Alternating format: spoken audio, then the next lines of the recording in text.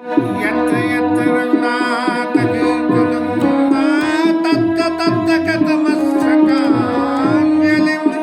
बाष्पवारि परिपूर्णलोचनं मारुतिं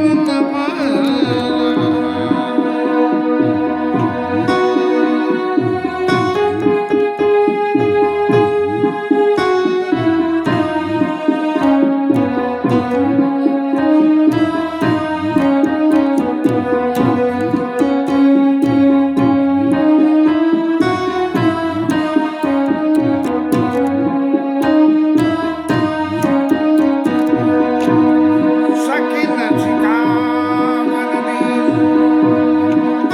सुनत मधुर परिणामहिता ते कछु कानन कीन कुटिल गुरुवरी।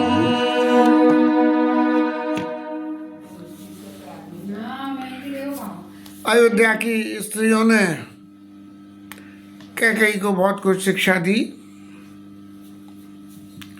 सिया की पिया संग परिया रही और लखन की रही धाम और राज्य की भूजब भरतपुर नृप की जियई बिनु राम। इतनी तक बात जब स्पष्ट रूप से कह दी तब भी जो है ये भगवान की लीला है। जिस लीला में भगवान को कैकेयी को इतना कठोर बनाना पड़ा कि सारे समझाते हुए भी विनाश काले विपरीत बुद्धि वाली बात हो गई। इस चरित्र को निर्वाह करने के लिए ये कैकेयी मैया का ही चरित्र था जो तैयार हो गई, जबकि सुमित्रा और कौशल्या मैया तो इस बात को कभी राजी हो ही नहीं सकती थी कि इस तरह के काम के लिए हम जो है अपने आप को तैयार करें और राम जी की लीला में अपने आप को सहायक करें। अब वो तो सब चले गए। राम जी महाराज राजा के पास से आज्ञा लेके और माता कौशल्या के पास में गए हैं और जाके अपनी माँ से जो विवरण कह रहे हैं कि नव रघुबीर मना राज अलान समा छूट जान बन कवन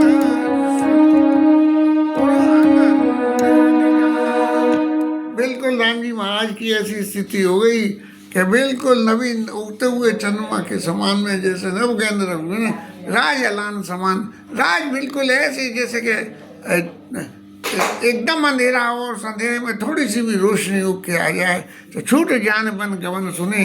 जब ये कैकेयी मैया से सुना कि वन में जाना है तब छूट जान बन गवन तो और आनंद कान बड़े मन में प्रसन्न हो गए राम जी महाराज। ये राम जी के महाराज के जीवन की सबसे बड़ी खूबी एक है, परिस्थिति कैसी भी विपरीत हो अपने आप को, अपने व्यक्तिगत जीवन के अपने आनंद को अपने अंदर स्थिर रखना, ये सबसे बड़ी एक बात होती है।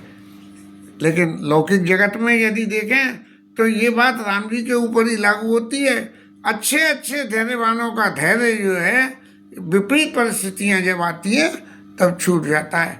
माता के पास राम जी महाराज गए, दोनों हाथ जोड़ के माता के चरणों में प्रणाम किया और फिर माता ने आशीर्वाद दिया और ये पूछा कि भाई हमने सुना है कि तुम्हें राज्याभिषेक हो रहा है और राज्याभिषेक कब हो रहा है तुम्हें, ये बात हमें बताओ। तब जो है राम जी महाराज ने क्या कहा, पिता दीन मोहि कानन राजू, क्या सब बाती मोर भर काजू। अरे माता जी, आप जो राज्य की बात कह रही हो तो मुझे तो जो है पिताजी ने, यहाँ ये अयोध्या छोटी सी जगह है, ये नहीं, ये वन का साम्राज्य जो इतना है वो सारे वन के साम्राज्य का मेरे को पिताजी ने राज्य दे दिया। और दिया सो दिया, सबसे बड़ी बात एक रही कि वहाँ जाने से मेरा बड़ा कार्य सिद्ध होगा।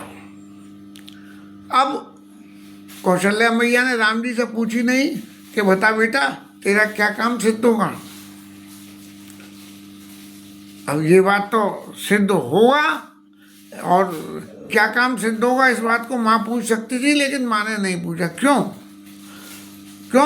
कि जिस वक्त भगवान पैदा हुए, अब जानी वो बाल लीला में जब जो है एक के दो स्वरूप दिखा के और माता जी को अपने विराट स्वरूप का दर्शन करा के और राम जी से ये कहा, अब जनी कबहू व्यापे प्रभु मोई माया तोर, तेरी माया मेरे को अब कभी नहीं व्यापे, ऐसा मेरे को आशीर्वाद दो।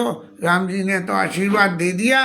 अब कौशल्या मैया को राम जी के उस स्वरूप का भान हो गया जिस स्वरूप में के राम जो राम की चाही सोई होई करे, अन्यथा नहीं कोई। इसलिए माता ने जो है राम जी से पूछा ही नहीं कि तुम्हें वन में भेजने का क्या तुम्हारे काम की सिद्धि तुमको होगी। और इस बात को लेके जब माता के मन में बड़ा संकोच पैदा हुआ कि बताओ ये आखिर है क्या, राम जी से तो पूछूं कैसे हैं। तब जो है उन्होंने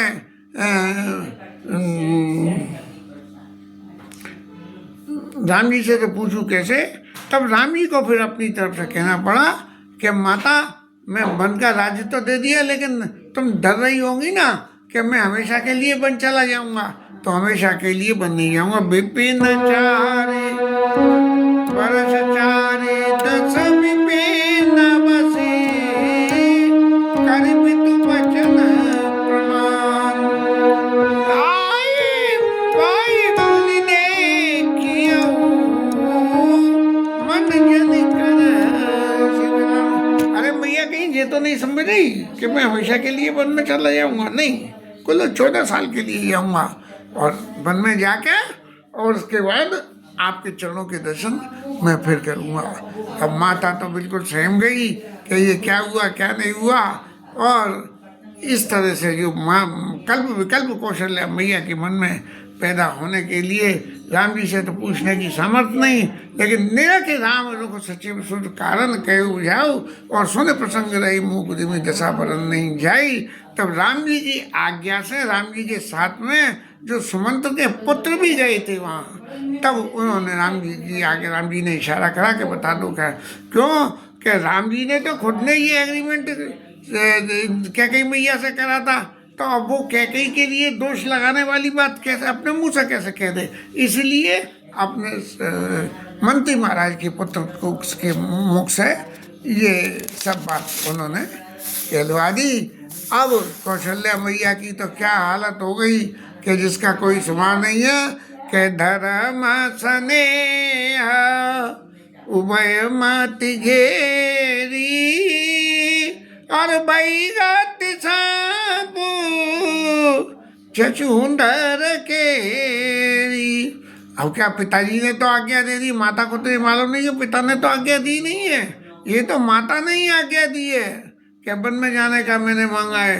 दशरथ जी ने कभी राम जी से नहीं कहा कि तुम वन में चले जाओ, शंकर जी से प्रार्थना करी है कि राम जी घर में रह जाएं, लेकिन राम जी वन में न जाएं, ऐसी वन में जाएं ऐसी बात राम जी से दशरथ जी ने कभी नहीं कही है। तो इस तरह से माता सोचने लगी कि अब मैं क्या करूं। धर्म संदेह हुए मतलब एक तरफ तो पुत्र का स्नेह, एक तरफ पुत्र का धर्म कि भाई पिता की आज्ञा पालन, पिता आया सब धर्मों की टीका। सारे धर्मों की सबसे बड़ी इम्पोर्टेंट बात है कि पिता की आज्ञा का पालन करना। तो इस तरह से कौशल्या मैया की स्थिति बड़ी विपरीत विचित्र हो गई और बिल्कुल सांप छछूंदर की सी गति हो गई। यदि सांप चूहे को खा जाता है और चूहा और छछूंदर में बहुत थोड़ा भेद होता है, और अगर छछूंदर को सांप पकड़ ले और पकड़ के सांप छछूंदर को खा ले तो अंधा हो जाता नहीं, सांप छछूंदर को खा ले तो मर जाता है, और मुंह में पकड़ के अगर छोड़ दे तो सांप अंधा हो जाता है। ये जो है दुर्गति होती है। अब कौशल्या मैया कैसे तो राजा के वचनों के विपरीत ये कह दे कि महाराज अगर तुम मत जाओ, मैं मना कर रही हूँ। तो कौशल्या मैया ने क्या अलंकार जुड़ा कि जो के बल पितु आयशुताता, तो जानी जाओ जाने बड़ माता। यदि केवल पिताजी ने ही तुमसे जाने की कही है वन में जाने की, तो माता का हक पिता से 100 गुना ज़्यादा होता है। इसलिए माता को बड़े मान के और तुम वन में मत जाओ। अब वो जो संत लोग कहते हैं कि कौशल्या और कैकेयी ने अपने पुत्रों की अदला बदली कर ली, तो वो प्रसंग को सपोर्ट करने के लिए यहाँ एक एविडेंस आ गई कि जो पितु मातु कहियो मन जाना, तो कानन सत अवध समाना। यदि पिता ने कह दी और माँ ने उसका समर्थन कर दिया, माँ ने माँ जन्म देने वाली माँ, लेकिन यहाँ तो कैकेयी असली माँ बनी हुई थी। इसलिए अगर उस माँ ने भी कह दिया है तो जो केवल पितु आए सरता तो बन जाओ, जो पितु मात कहू बन जाना, और तो कानन सत अवध समाना। अरे इस अयोध्या की तो चलाई क्या, ये जो ऐसी 100 अयोध्या भी हो जाए, तुम तो जहाँ जाओगे अवध तहाँ जे राम निवासु, तहीं दिवस यहाँ भानु प्रकाशु। जहाँ सूर्य का प्रकाश पहुँचे तो वहाँ दिन हो गया, और अवध वहाँ है जहाँ राम आप रहोगे। इसलिए 100 अयोध्या मिलके भी बन के बराबर नहीं हो सकती। अब लेकिन जो है इस कहाँ रह गए भैया, बस मैं तो एक ही बात कहती हूँ कि देव पितर सब तुम ही गोसाई, राखो पलक नयन की नाई। जब जीवन में विपत्ति संकट हमारे आती है, तब हम जो है भगवान और अन्य देवताओं का आश्रय लेते हैं। ऐसे ही कौशल्या मैया कह रही है कि तुम्हारे लिए जो है देव पितर सब तुम ही गोसाई, सारे जो है हमारे देवता पितृश्वर जो भी हैं वो तुम्हारी बिल्कुल जैसे पलकों की रक्षा, पलकें हमारी आँखों की रक्षा करते हैं, ऐसे वन में तुम्हारी रक्षा करें। और अवध अम्बु प्रिय परिजन मीना, हम सब लोग अब 14 साल की अवधि है, इस अवधि में तालाब में रहने वाली हमारी सबकी गति ये मछलियों के समान है। जैसे मछली में से जल चला जाए तो मछली का जीवन नहीं होता है, इस अयोध्या का जीवन तुम्हारे से ही है, और तुम अयोध्या से चले जाओगे तो हमारी गति तो बड़ी हो जाएगी। तुम करुणा का धर्म धुरीना, अरे राम जी आप तो जो है धर्म की धुरी को धारण करने वाले हो, इसलिए कोई ऐसा उपाय करके जाओ कि सबई जियत जिया देखो आई, कि 14 साल बाद जब लौटो तो इन सब अयोध्या के लोगों को जीवित दर्शन करो सब लोगों का। जाओ सुखेन बनैवल जाओ, कननाथ वन पुरजन गाओ। और आज तो सब लोगों का सुखद फल बीत गया, जो राम जी अयोध्या छोड़ के जा रहे हैं। इस तरह से राम जी के चरणों में माता कौशल्या राम जी के चरणों में लौट गई, और लौट के ये कह रही है कि सबकर आज सुखद फल बीता, भयो कराल काल विपरीता। हम सब लोगों के पुण्य तो आज सब खत्म हो गए कि तुम अयोध्या छोड़ के जा रहे हो। ऐसी परिस्थिति में उस दुख के समय को देख के गोस्वामी जी लिखते हैं कि ऐसा परिस्थिति बन गई कि जिस परिस्थिति में दुख को भी ये अयोध्या की परिस्थितियों को देख के और दुख हो जाए। राम जी ने माता जी को उठा के हृदय से लगा लिया और अच्छी तरह से समझाया, माँ आप समझो, आप तो ये अच्छी तरह से जानती हो कि मेरा अवतार किस लिए हुआ है। इस तरह की बात समझाया, आप जरा भी मन में तकलीफ मत मानो। ये माता कौशल्या और राम जी का संवाद रहा। अब ये संवाद चली गया था, तब तक लक्ष्मण जी महाराज को खबर मिल गई कि सारा जो है राजकाज पलट गया, क्योंकि जिस वक़्त राम जी को गुरु जी ने समाचार दिया था उस वक़्त भी लक्ष्मण जी आए थे सबसे पहले राम जी के पास, और अब बन जाने का नंबर आया तो भी लक्ष्मण जी सबसे पहले आए। समाचार गलत कह गए सामने, सीता मैया, लक्ष्मण जी नहीं आए, गलत। सीता मैया को खबर लगी तो सीता मैया समाचार समय सुने सीता मैया को खबर मिली कि राम जी बन जा रहे हैं। ये तो खबर मिली नहीं कि हमें भी संग जाना है, या मुझे भी लेके जाएंगे, लेकिन बन जा रहे हैं तो एकदम अकला के होती हो। ना ही सास पर तुम जो अति तुम्हारे बार बार बार सासू माँ के चरणों में जाके माँ कौशल्या मैया के भवन में ही जाके सासू माँ के चरणों में लग के और उनसे विनय कर रही हैं। सासू मैया ने आशीर्वाद दिया। अब मन में बैठी सीता मैया सोच रही है कि इनके सामने ये प्रसंग के मुझे खबर मिल गई कि प्राणनाथ जो है वो वन में जा रहे हैं, तो क्या करें।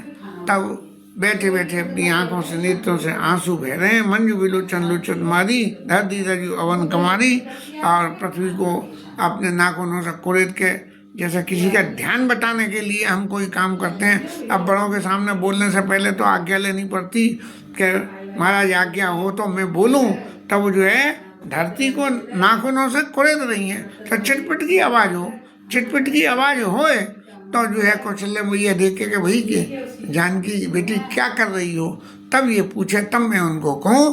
तब ये अवसर बना और जानकी मैया ने कौशल्या जी से कहा, चलन चलन चाहते बन जीवन नातू, और कई सुकृति संग होई सातु। मेरा कौन सा पुण्य होगा जिस पुण्य के कारण मैं जो है प्राणनाथ के संग में वन में जा सकूं। अब मुझे ये तो मालूम नहीं कि मैं संग जाऊंगी या मेरा शरीर संग जाएगा या मेरे प्राणी संग चले जाएंगे। इस प्राण शरीर को छोड़ के और राम जी के संग मेरे चले जाएंगे। इस तरह से ये सीता मैया की जो संबोधन है माता से, वो संबोधन बिल्कुल ऐसा हो गया कि बन जाना है, और बन जाने के लिए नाखूनों से धरती कुरेद रही है। तो आवाज़ पैरों में पायजेब के घुंघरू बज रहे हैं, और वो घुंघरू बज रहे हैं मानो तुलसीदास जी कहते हैं, गोस्वामी जी कहते हैं कि ऐसा लग रहा है मानो घुंघरू ये कह रहे हैं कि अरे सीता मैया तू हमें छोड़ के मत जाइयो, क्योंकि बन जाना है। मानो उसी बस जन परिहरई कि मेरे हमें छोड़ मत जाना, वन में जाओ तो हमें भी राम जी के साथ हमें भी लेते जाना। इस तरह से जो है तब जो है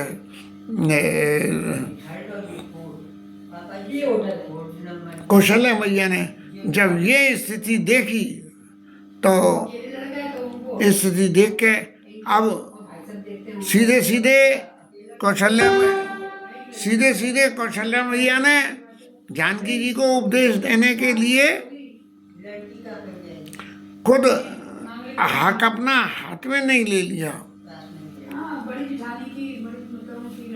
और कौशल्या मैया राम जी के प्रति बोली, क्या कहेंगे, पिता जनक भूपाल मणि ससुर भानु कुलवान, और पति रवि कुल कई रव विपिन विदु गुण रूप निधान। जनक जी की, दशरथ जी के गुणों की चर्चा, राम जी की चर्चा करके बोले कि मैंने इतनी प्यारी पुत्र वधू पाई है।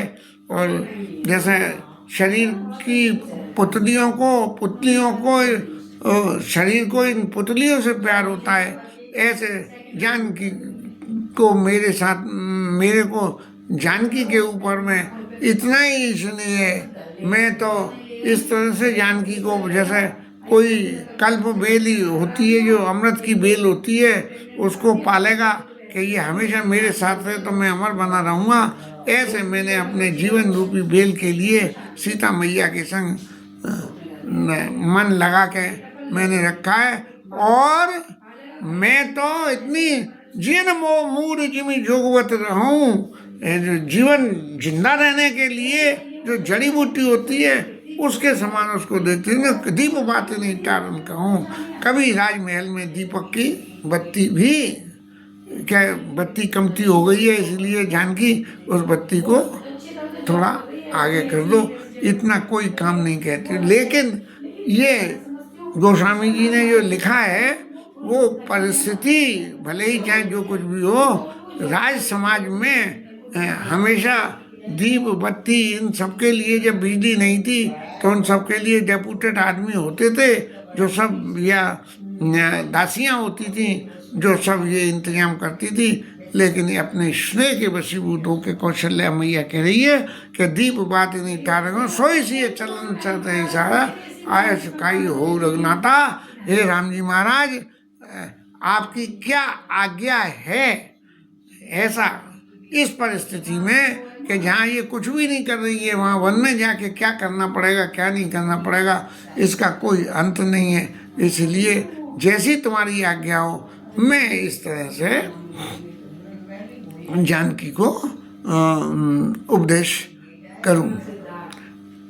और सबसे बड़ी बात क्या है कि जानकी की स्थिति क्या है कि चंद किरण रस रसिक चकोरी रवि रूप नयन सकई की। चकोरी जो चंद्रमा को देखती है, अरे चंद्रमा की रोशनी में शीतलता और सूर्य की रोशनी में इतनी अग्नि तत्व कि वो क्या कभी सूर्य की तरफ देख सकती है। ऐसे ही ये सीता मैया इतनी चकोर की तरह से कोमल है, कैसे बन के दुखों को सहेंगी। वहाँ तरह तरह के राक्षस रहते हैं, सब कुछ उदम होता है। अरे संजीवनी बूटी की शोभा तो उचित जगह पे ही होती है। विष की वाटिका चारों तरफ लगी हुई हो, वहाँ संजीवनी बूटी में शोभा नहीं होती, सिर्फ गुण ही गुण रह जाता है। लेकिन सबसे बड़ी बात एक है कि यदि विष वाटिका में संजीवनी बूटी लगी हुई है तो विष अपना असर दिखाएगा और संजीवनी बूटी उस असर को खत्म कर देगी।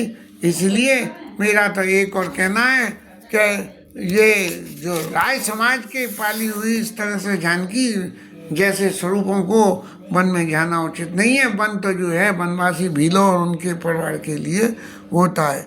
इस तरह से जो है माता सीता अत्यंत गंभीर उसमें अविषाद के वशीभूत होके और राम जी के सामने कहते कहते ये कहने लगे, असुविचार जैसे आज हुई मैं सिख देव जानकी सोई।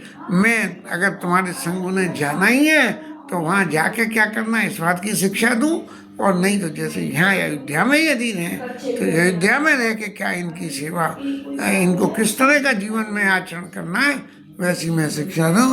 और राम जी महाराज ने माता जी की अत्यंत प्रिय वाणी को सुन के और कई प्रिय बचन विवेकमया, बड़े विवेकी वचन। अरे माता जी आप क्यों चिंता कर रही हो, मैं हूँ तो सही, आप तो मुझे अच्छी तरह से जानती समझती हो, आपने सब कुछ दर्शन किया हुआ है, फिर आप क्यों कई प्रिय वचन विवेक में। और कीन मात परतोष, माता का संतोष करा दिया कि मैं ये विश्वास दिला के जाता हूँ कि 14 वर्ष बाद मैं जानकी को लेके फिर आपके ही पास आऊँगा और आपके फिर मैं दर्शन करूँगा। लगे प्रबोधन जानकी प्रगट विपिन गुण दोष। और राम जी महाराज ने कही कि माता ने इतनी बात कही है, हालांकि वो भी इस बात को समझ रहे हैं कि मैं जो है जानकी को छोड़ के नहीं जाऊँगा, लेकिन फिर भी माता जी के संतोष के लिए जानकी माता को समझाने को उपदेश कर रहे हैं।